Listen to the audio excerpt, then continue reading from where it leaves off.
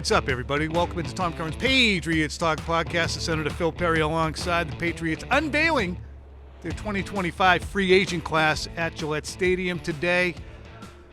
The event a little bit overshadowed by the news of the release of David Andrews, 8-year veteran, two-time Super Bowl champion.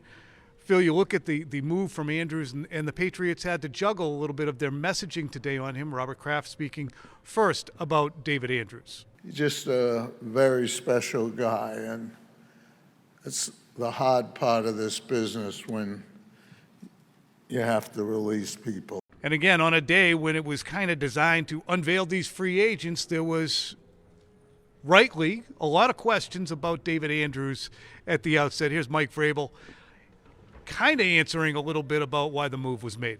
You mentioned David, and want to thank him. You know, having played at this organization, not quite as long as he had, but being here, I want to thank him for that, for being here and carrying on a tradition that so many great players before him had.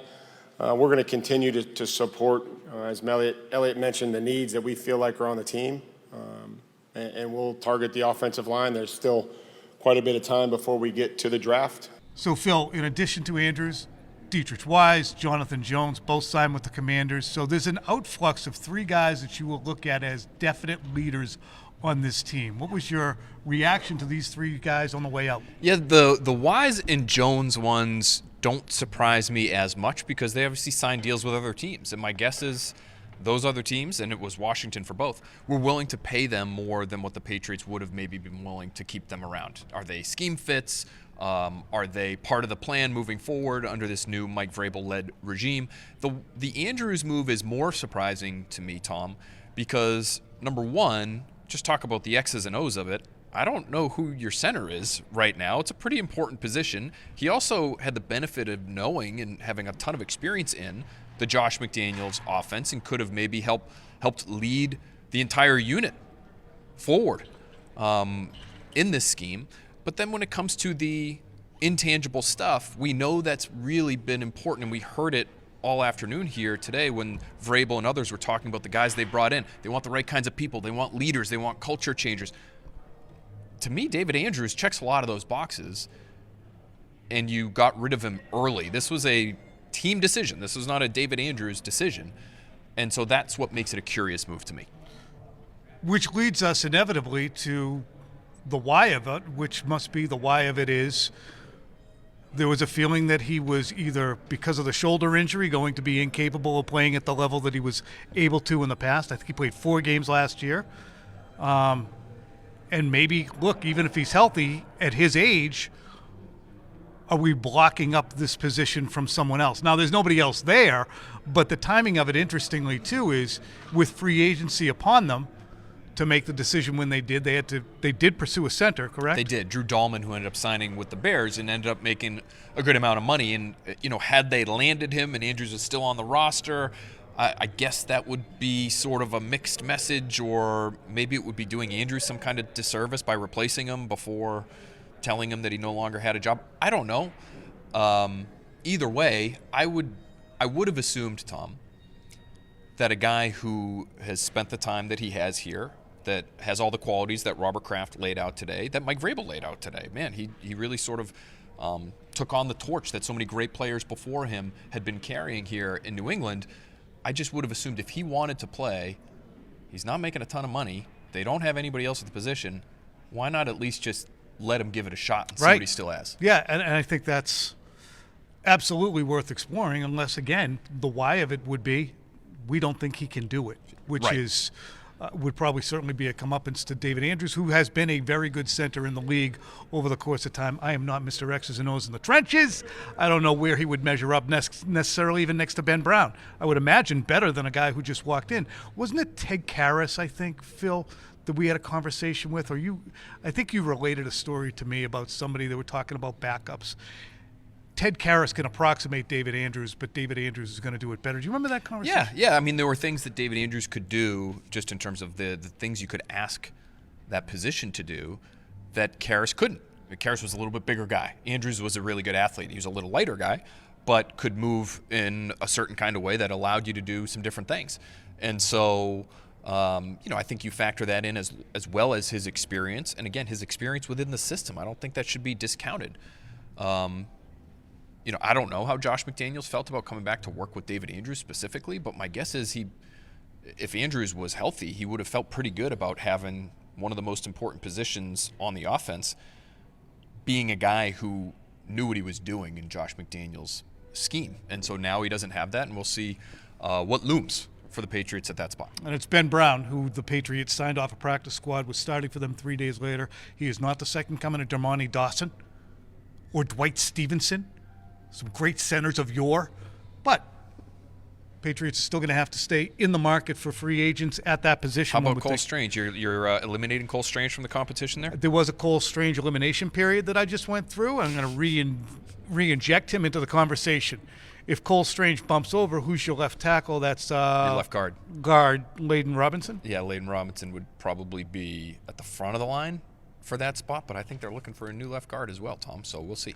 See, this is how the Patriots wanted to have a great unveiling today, and I don't blame them. You want to celebrate the acquisitions you made after 2 seasons and 8 total wins, but the timing of this was inconvenient. Should they have done this earlier so we weren't standing here in their nice atrium talking about the release of David Andrews, which inevitably was going to at some point get out? Yeah, I think you still would have gotten the questions that you got today, because this is really our first opportunity since Andrews was informed of his release that we had to talk to Mike Vrabel.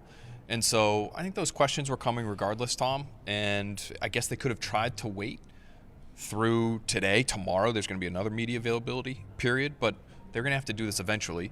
And today is not the best day to do it, for sure, because you want to as Mike Vrabel said to me when I asked him about the timing of the decision, he basically said, we'd like to focus on these guys over here, which is fine, but the team announced earlier today that it had released one of its longest tenured captains in the last decade. This is a Matthew Slater type. This is almost like a Devin McCourty type in terms of his impact on the team, in the community, his standing as a leader.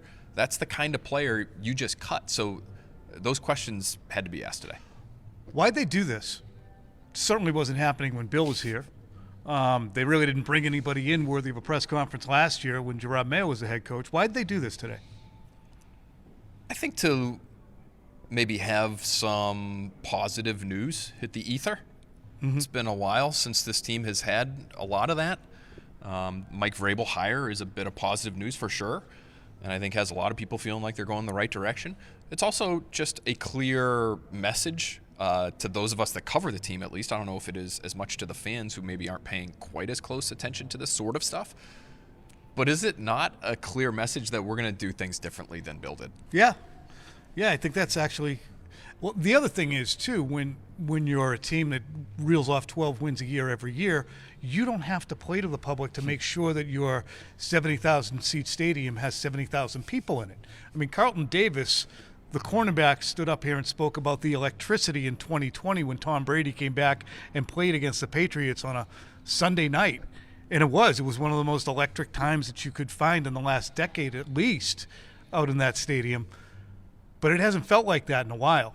Again, 2020 is now a bit in the rear view, so they do have to recapture the attention of the fan base to a large extent, too. And I also found, and just to jump to another topic in doing this, you have to look at the message sending. Why did they do it?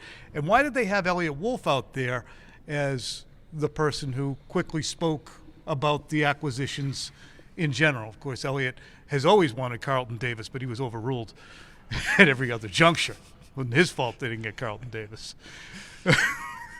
These are guys that they had pursued. These are guys that they had pursued in the past, I think, is how he put it for the entire group. Yeah, it's interesting. It's a good question, Tom. I mean, he is still the guy who's at the top of the ledger, right? On paper, he's the executive vice president of player personnel. And so when it comes to roster decisions, we've talked about this before. We talked about it at the Combine.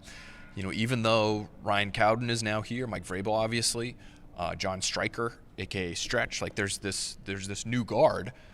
Eliot Wolf still contractually has control of the roster. And so if you're not allowing him to speak in a situation like this one, does that not lead to more questions. Does this tell you that the fact that he's here and he's front and center and he's taking the shot with all the players at the end, and he's highlighted by Mike Vrabel as being one of these core 4 or 5 people that were like in the weeds during free agency and pivoting in real time, does that not say to you that he's probably going to be here for a while, or do you still leave open the possibility that like he might be gone after the draft or something along those lines? Absolutely, and I never really did have the inclination that he would be gone after. Well, maybe I did in the immediate when Eliot Wolf was sticking around. When Robert said that in January, I did have a feeling that it might be temporary, but that has long since evaporated, especially with the way that Mike Vrabel has spoken about him, and especially the role that he's held.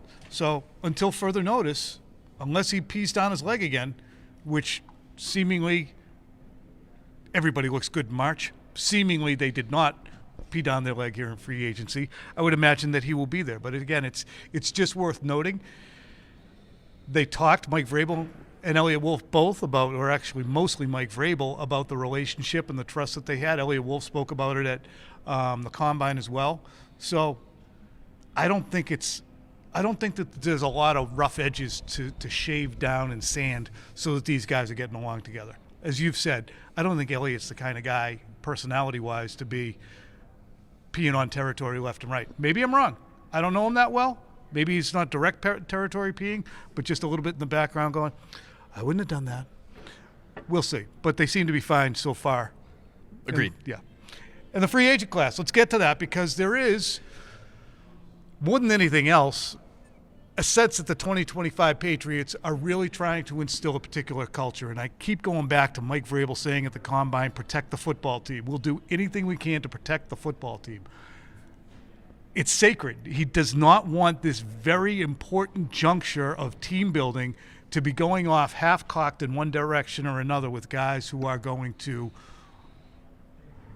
for lack of a better word, pollute the atmosphere. So that in mind, here was Mike Vrabel on his selling pitch to free agents. We don't want to sell anything. Like, what we want to sell is just who we are. It's not, we want them to want to be here, and then if they want to be here and we want them, we'll figure out a way to make it work contractually. So that's Mike Vrabel on the sales pitch. We also heard Carlton Davis and Morgan Moses, cornerback and right tackle, speak about the selling pitch. It was interesting. Davis mentioning, I understand it's a rebuild. It was good to hear that articulated.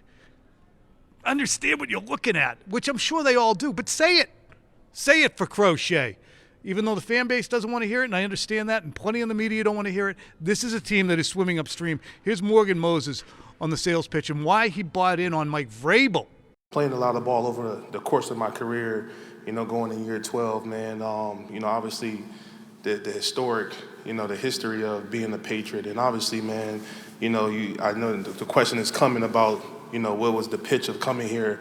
But when you got a guy like Coach Vrabel, man, you don't need a pitch, man, because I know how it is to hold the bag for our offensive line and D linemen out there at practice when I'm holding my son's bags or I'm coaching his team, and it hurts when you don't got pads on. So, for a guy like that to go out there and do that, and obviously he's won in multiple facets of his career, as a player and as a coach. So when you got a guy a leader of men that's willing to step aside and put himself on the line for the better good for the team, it's an easy decision. Vrabel said it himself a few months ago.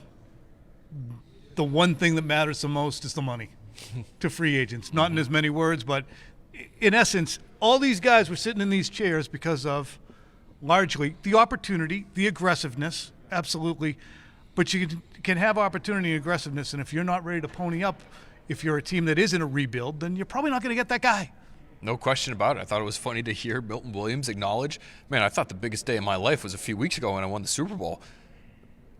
Being the guy who gets the biggest contract in the history of the Patriots organization, I guess this day really surpasses that, doesn't it? Because it's obvious. Like that's what they had to do to get guys here.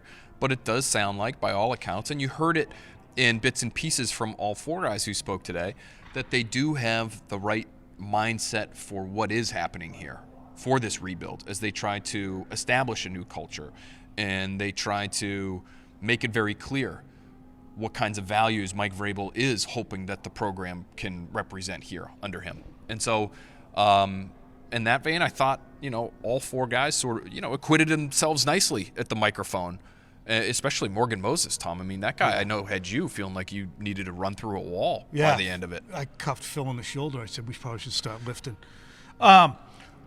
This is Morgan Moses. And the question that I asked him, because in 2001, in 2001, the Patriots were coming off a 5-11 season under Bill Belichick. And they had Anthony Pleasant and Otis Smith and Bobby Hamilton. Roman Pfeiffer. But in 01, they started adding, and they added guys like Vrabel. No, you're right. You're good. Those were all 01 ads? No, some of those guys came in 2000. Oh, okay. Sorry. But they had moved on from the Max Lanes and the Todd Rucci's and the Bruce Armstrongs and the Ben Coates. A lot of guys who Patriots fans looked at as being staple players of the organization. They moved on from them. And Mike Vrabel was among the 2001 imports. Free agents and who you bring into the organization are very important in terms of how they're going to get along with the people who are there and what message they're going to send. Rodney Harrison usually is held up as the gold standard of impact free agent because of what he did to the culture and reinvigorating it. Here's Morgan Moses when I asked him about what impact the free agent class collectively can have on the team and what it hopes to bring.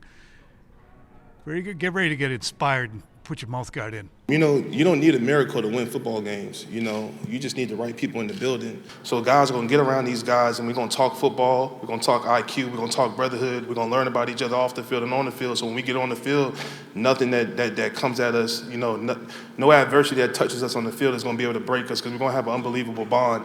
And so when we run out to that tunnel on Sundays, Mondays, and Thursdays, you're going to see something different. You're going to feel something different because we're going to go out there as a one unit, and we're going to play football together. What'd you think of that?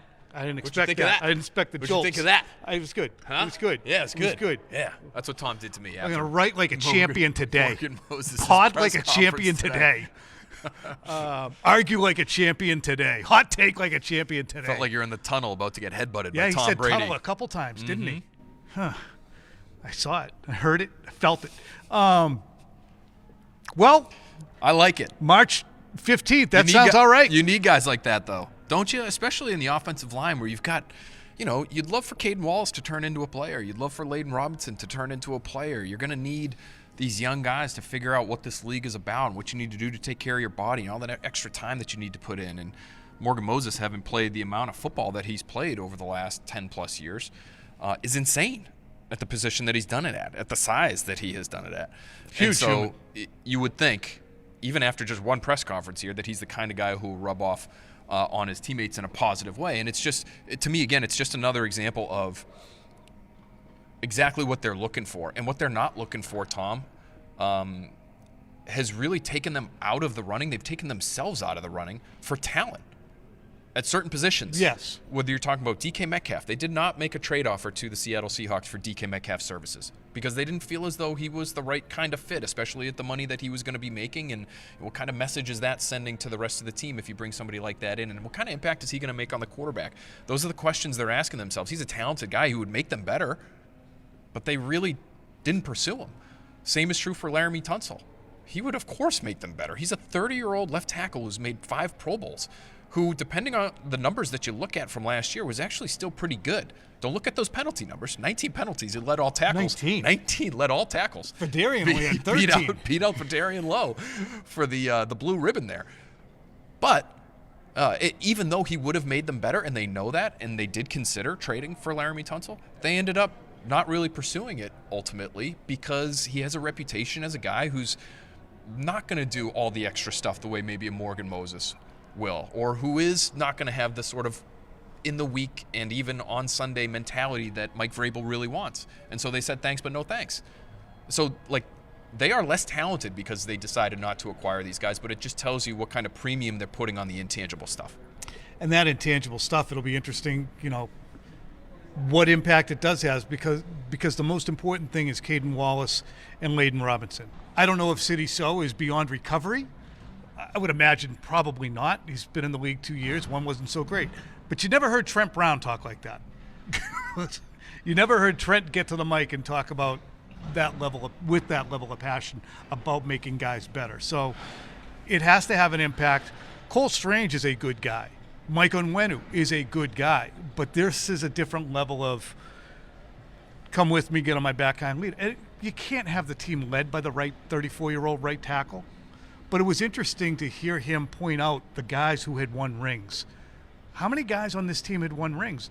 Andrews, Jonathan Jones, Dietrich Wise. But now that those guys are gone, I don't think Jalen Polk won a ring.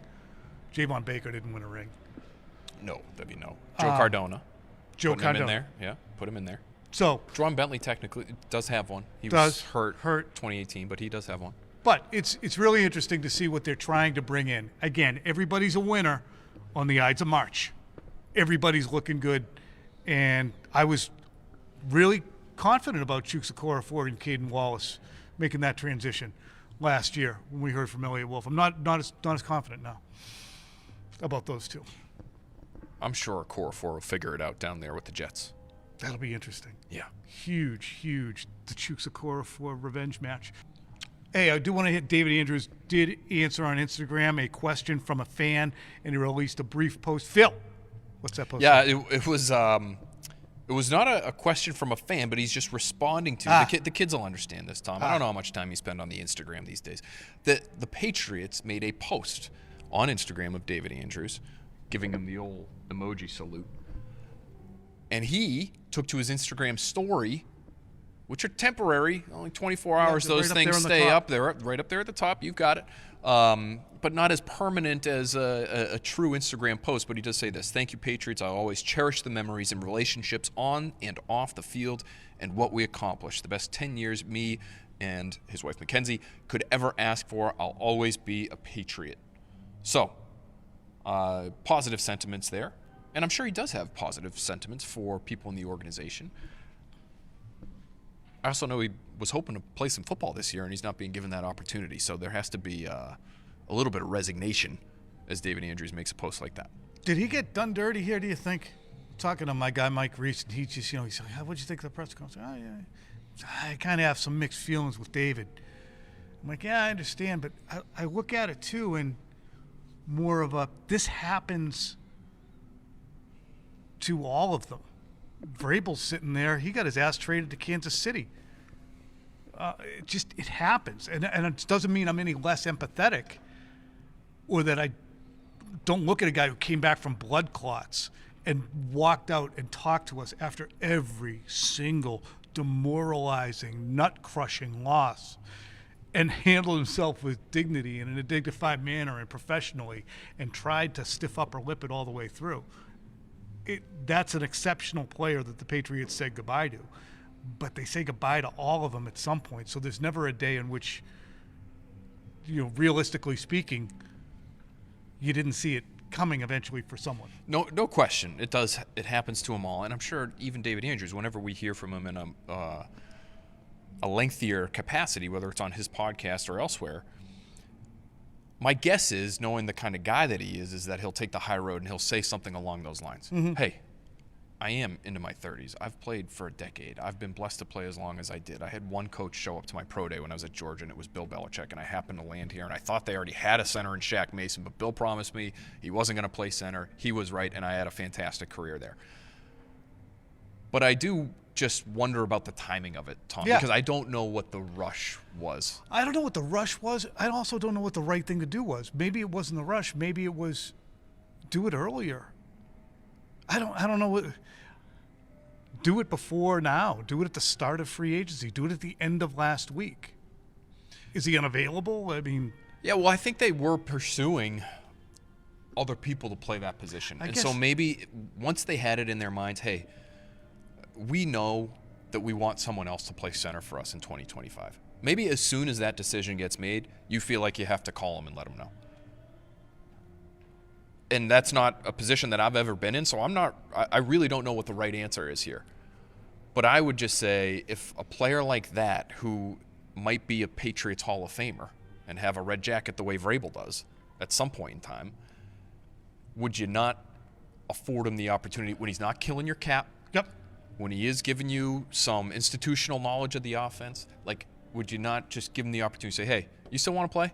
Because we might be adding someone here, but if you really want to play, we'll welcome you back to camp and with open arms. And if you're one of our best 8, you're one of our best 8. I'll offer you this. And I don't know how it would have panned out, but I think if you knew that you were likely moving on and had kind of committed mentally to doing so, to bring him back, if he ever felt like being as important to this franchise and ownership and the fan base as he is, if he felt like it was a done deal and it was just a dog and pony show, that might have been even more irritating for him. And insulting. And having the capacity for other players to notice that and go, oh, so this is how they're going to do business. It's probably there's no easy way to do it. This was not the right way to announce it. But if it was a fait accompli, don't bring him back. I could see that side of it also. I can. Yeah, David's not getting any reps with the ones during training camp. David's not getting any reps with the... Right. It would be a very obvious, hey, we're trying to nudge you out. Can you get the hint here? We're trying to nudge you out the door. And that's probably not the right way to handle it either. There's a lot of human nature that goes into these decisions, folks. It's a football team, sure. It's a business, yes. There's a lot more going on. I mean, when they show me the door, Phil's going to definitely pat me on the back. Welcome to the Patriots Talk Podcast, everyone. Quick science. All right. Thank you, everybody. Thank you to Barry Alley filming this mess. Thank you to Skull Crusher back in the booth. Thank you to Adam Jay-Z. Thank you to Casey Keene. Thank you, New England. Annie Hall. I forgot Annie. Thanks, Annie. Annie too.